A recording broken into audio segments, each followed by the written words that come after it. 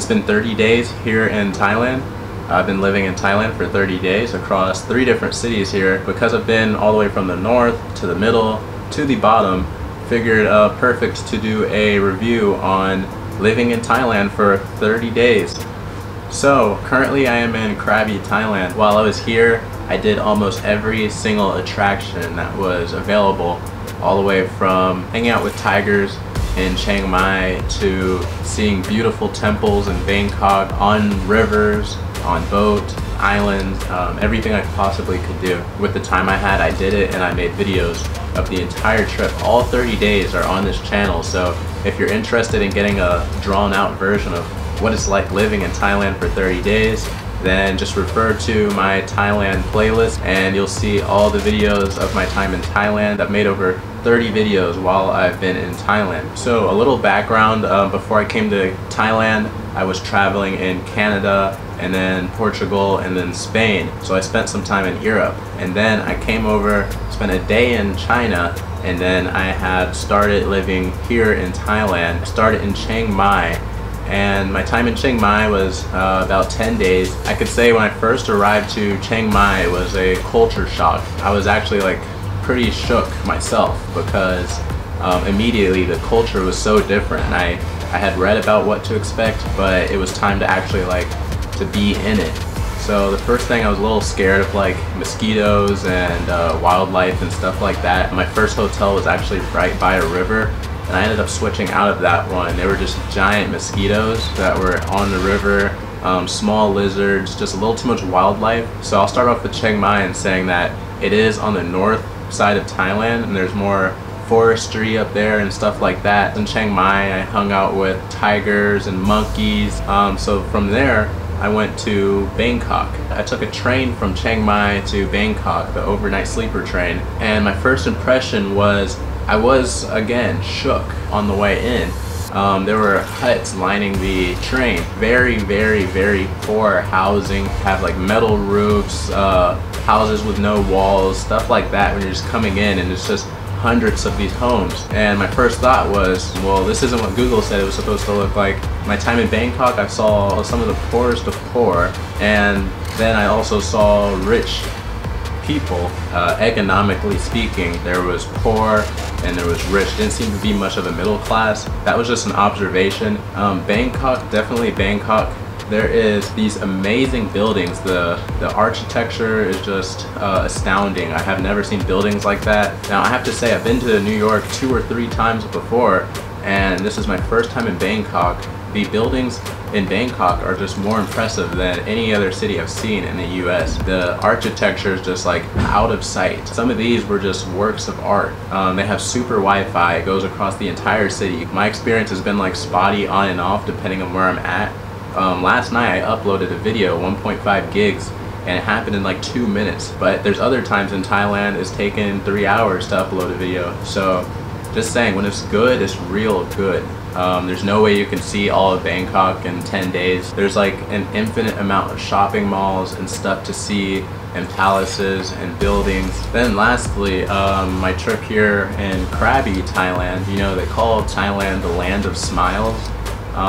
Everyone, and this goes for across all of Thailand, has been so friendly. I've never seen so many people all so friendly. You go to the restaurants and they truly serve you, make sure you're having a good experience at the restaurant. That is the same thing for anywhere that you're doing any business in Thailand. There's a huge mixture of cultures here. So hands down, if there is like a big takeaway from Thailand, the people here are just so much more friendly. Nobody is rushed. Nobody has any sort of attitude. It's just so relaxed. Everyone is very content in a very natural way. If there's any huge selling point on wanting to live in Thailand longer than 30 days, it would be that. You know, everyone inherently as humans, like we get this, like there's an option to be as peaceful as people are here. But at home, it's just so much hustle and bustle that people just rather not be the kind of person they could be. here. You know, I feel safe here walking the streets with no street lights at midnight. You know, I haven't not felt safe at any time during my stay in Thailand. So those are the 3 locations I've stayed here, and then I'll be heading out of the country. I'm going to a different location. The insects didn't give me too much problem. I used bug spray in Chiang Mai and it worked wonders. I was able to go hiking in the jungle and all sorts of stuff like that with no problems for mosquitoes. I don't think I've gotten a single mosquito bite in my entire time here. And before the trip, you know, I was just freaking out about getting mosquito bites and contracting rare diseases that were gonna kill me. I haven't had a single mosquito bite. They keep you super good and okay away from the bugs. I'll add in about affordability in Thailand. So it seemed to have ranged quite a bit. When I was in Chiang Mai, I spent a lot on food. I was eating food at the hotel. Mainly, it was my first time in Thailand. I didn't want to venture out into street food too much, so I did go to like night markets and try things, but for my main meals, I was eating in the hotel. Now, they were charging about $15 per meal.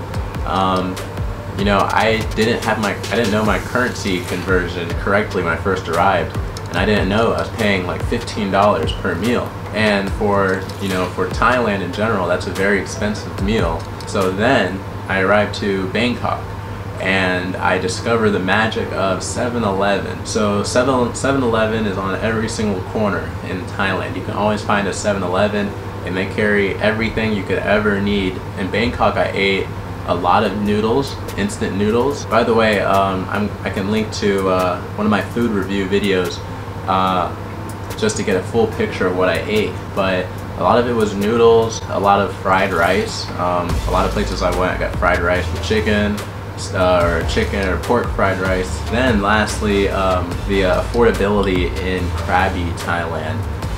This place has been the best yet as far as pricing. You know, I can get breakfast for $1 in US denominations. I can get breakfast for $1, a 1 hour long foot massage for $6. You can get a taxi for a considerable distance for only $2. You can take a boat ride out to an island for only $9. You can eat dinner at 5 different kind of restaurants close to your hotel and pay less than $6 for dinner in a restaurant. It goes on and on.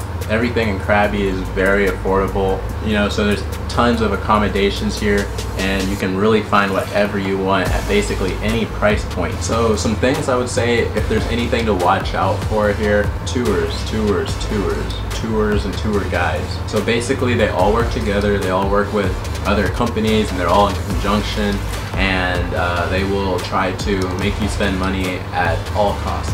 In Chiang Mai, they were very good to me. I did tours and it was like very fair, but at any point, it can come from any angle. The taxi driver, the hotel worker, someone's gonna try to sell you on a tour. It might just start with, you need to take a taxi ride to the mall. And they'll say, oh, there's a temple by the mall. Have you seen it? You should go. Yeah, I'll take you for the same price. Yeah, let's go. So you might say, yeah. Now on the way to that temple, they're gonna say, oh, my sister owns a suit shop. You should buy a suit. And you'll be like, no. Let's just go to the mall, or let's just go to the temple. And they're gonna persist. Oh yeah, you sure? Yeah, suit, real nice, like this one. Yeah. You're gonna say no. One time they pulled up to the suit store anyways. I actually wasn't really happy about that because I said no, I don't want a suit, and so no, I don't want suits. So it kind of just trails into stuff like that. So when you're picking your activities or making your travel plans while in a certain city in Thailand, you know, the fear is like, I'm not fearing of getting scammed or robbed. I don't think those are the real things happening. I think the real things happening is you get in a taxi, and if you're too scared to say no when they try to hard sell you on going to other places around your destination, then yeah, want to be vigilant of these things so you can actually be efficient with your transportation. You have to think of it, you know, like in Chiang Mai, they would take you across the entire city for $4, and you know, an Uber across the whole city back home, that's like a $30 trip. And now here it's a $4 trip. So I understand they're trying to maximize on each client by working in stuff. So no concerns on nightlife. I did go out in Chiang Mai. I went out multiple nights. It was tons of fun. I had no problems at all. I felt very safe again anywhere, Chiang Mai, Thailand, Bangkok, wherever. Always felt very safe no matter what time of night or where I was at. There was never a single point where I felt like I was potentially in danger. So this concludes my video for 30 days living in Thailand. This is my review, my experience being here. Stayed in 3 different cities here, and I've loved every single one of them. I'm staying here for a little bit longer, and then I am moving out to a different country, and I'll be staying there for some time. So if you have any questions about any of these cities, Chiang Mai, Bangkok, or Krabi, let me know. I've spent some time here. I try to get outside and do as much as possible so I can really get a feel of what the place is like. If you're going in this time of the year, it's very hot, but it is past monsoon season. So I've only had like 3 or 4 days of rain. So yeah, if you have any questions about Thailand at all, living here, traveling here, solo traveling here, backpacking here, let me know and just shoot me an email or drop a comment and I'll reply to you. I'll let you know if I have any feedback or any thoughts on what your questions are. And like always, I will see you in the next video.